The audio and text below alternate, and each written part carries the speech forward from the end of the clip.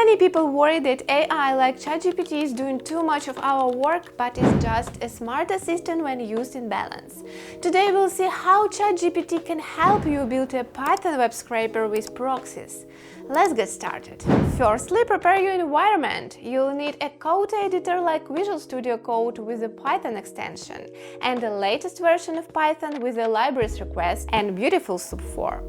Of course, you need to create a ChatGPT and Data Impulse accounts if you want to use proxies for safe scraping. In this tutorial, we'll use Wikipedia's list of countries by population, but you can replace it with any website you wish.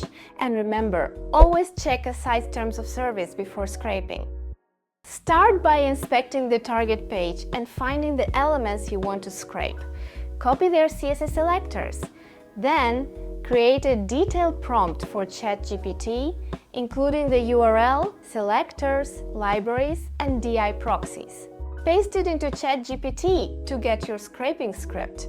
This is the prompt we used on screen, and you can find a ready-to-use version at the link below. Once you get the response, review it and debug if necessary. Run the script in your editor. If you're using proxies, include user agent headers and add time.sleep to avoid rate limits. The complete code will look like this on screen. Once it runs, you'll see that the data was saved to a CSV file. Open it to see a final list of countries and their populations.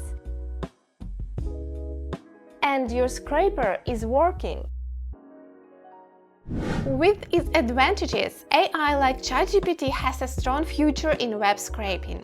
Just remember to scrape responsibly, with reliable proxies, respect rate limits, and follow website rules. Thanks for being with Data Impulse. Don't forget to like this video and hope to see you soon.